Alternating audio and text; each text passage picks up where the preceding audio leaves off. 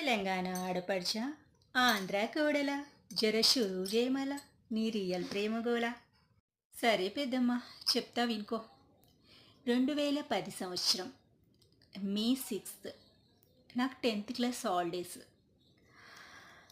భానుగారు BTech second year, తనకి కూడా summer holidays. తను మా పక్కన హౌస్లో షిఫ్ట్ అవ్వడం జరిగింది.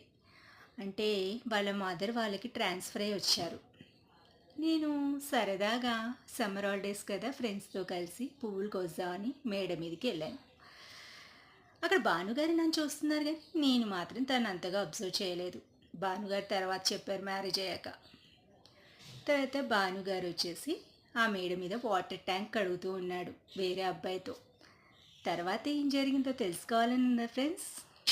జర ఆగుర్రి ఫ్రెండ్స్, నెక్స్ట్ పార్ట్లో తెలుసుకుందాం.